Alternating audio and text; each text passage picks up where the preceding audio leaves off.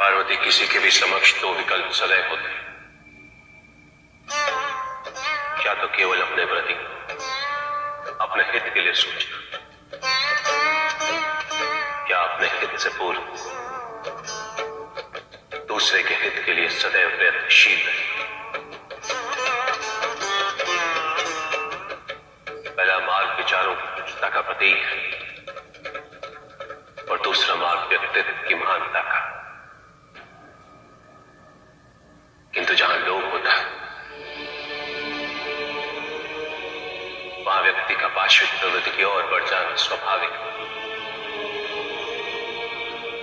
ऐसे व्यक्तियों की शुदा कभी शांत नहीं होती, उनके स्वार्थ का कोई अंत नहीं होता।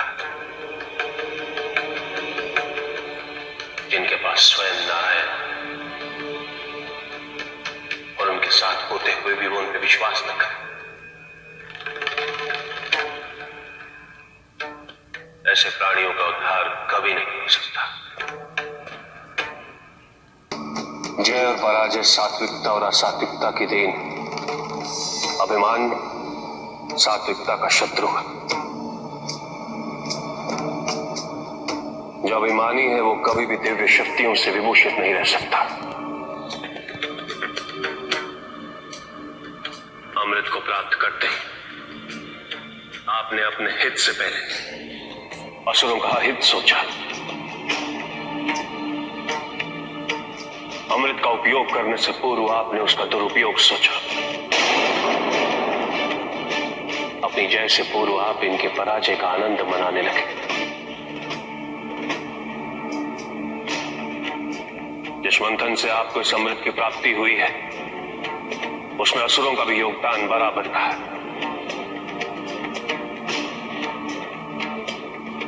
यदि असुर न होते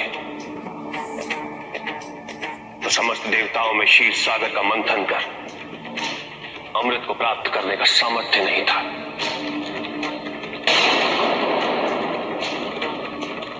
किंतु आप अमृत की उन्मत्ता में इनके योगदान के प्रति उपेक्षित हो चुके हैं। देवगण, इस संसार में उन्नति तभी संभव है जब इस संसार में समानता हो, बराबरी। यदि कोई सर्वशक्तिशाली ही नहीं रहेगा तो कोई निर्बल नहीं होगा। यदि कोई बड़ा नहीं होगा तो कोई छोटा ही नहीं रह पाएगा। शक्ति के इस असंतुलन को संतुलित रखना अनिवार्य है। जिस प्रकार आप सबने अमृत की प्राप्ति कर ली, उसी प्रकार मैं असुरों के हित के लिए शुक्राचार्य को पुनः संजीवनी विद्या प्रदान कर रहा।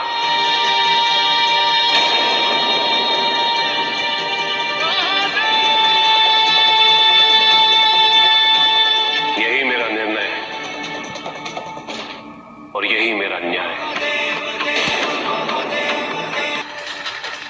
यदि आप सबको अपनी भूल का बोध है तो उससे उभरने का एकमात्र उपाय प्रायश्चित ही है। अन्यथा आप कुछ समय पछता लेंगे और पुनः वही करेंगे जो आप करते आए हैं। और ये चक्र निरंतर चलता रहेगा और आपके अस्तित्व के विनाश का कारण बनता रहेगा।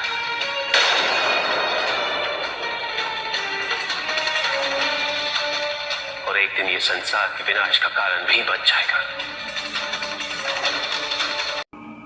जब देवताओं में ही बड़े और छोटे का भेद होगा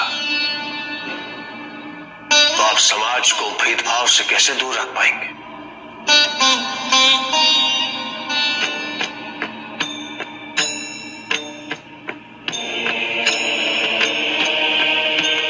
मेरी दृष्टि में कोई छोटा या कोई बड़ा नहीं होता।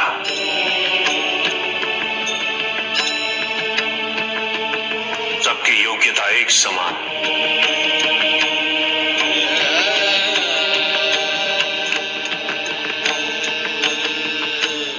और छोटा या बड़ा कहलाने से क्या प्राप्त होता है? यदि अग्निदेव प्रथम हुए इस संसार को ऊष्मा प्रदान नहीं करेंगे?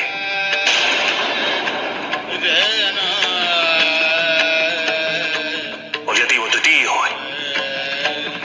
तो क्या वो अपने दायित्व से विमुख हो जाएंगे?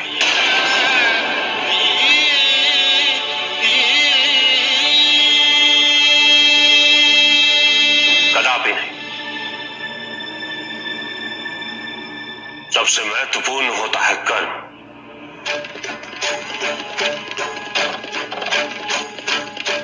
इसलिए आप सबको केवल अपने अपने कर्मों पर ध्यान केंद्रित करना चाहिए।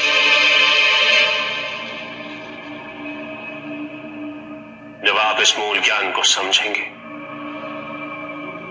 तभी आपको अपनी समस्या का समाधान प्राप्त होगा।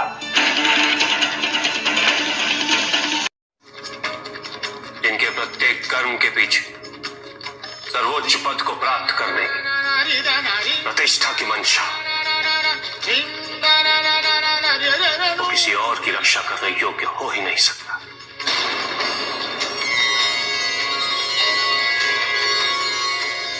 जिसे आत्म कल्याण से पूर्व लोक कल्याण की चिंता,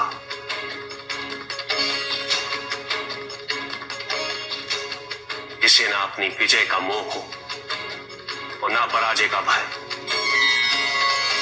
वही सर्वोच्च है। माता पिता धरती के समान होते,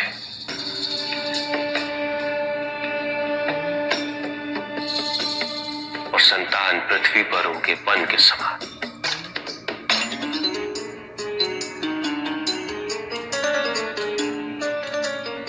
जिस प्रकार पृथ्वी छोटे और बड़े, फलदार और कटीले वृक्षों में भेदभाव किए बिना सभी को एक समान रूप से सींचती,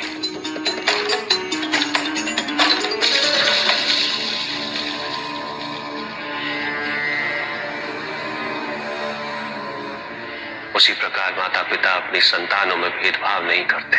कुबेर, हमारे समक्ष प्रकृति सबसे बड़ा उदाहरण है। यदि प्रकृति वायु, जल, वृक्षों के फल, पुष्प, इन सबको केवल अपने लिए ही संचित करने लगे तो समस्त संसार का क्या होगा?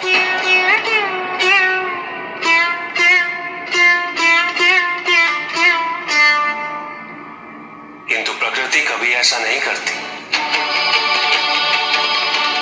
जीवित रहने के लिए जो कुछ भी अनिवार्य है वो सबको समान रूप से प्रदान करती है।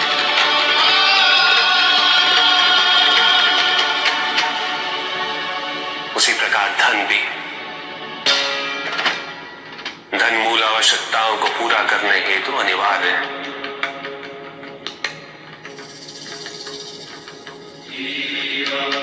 किंतु धन में स्थायित्व कहां?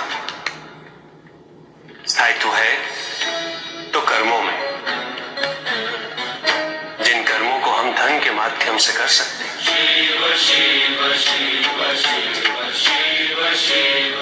इस संसार में जिन व्यक्तियों को आवश्यकता से अतिरिक्त धन प्राप्त है, उन्हें यह कभी नहीं भूलना चाहिए कि उनके ऊपर एक बहुत बड़ा दायित्व है।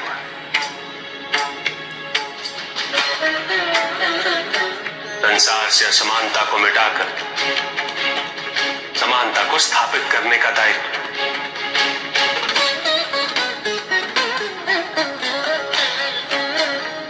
अपने लोग को भूलकर उनकी सहायता करना, जिनके पास जीवन में ऊपर उठने के लिए साधन नहीं।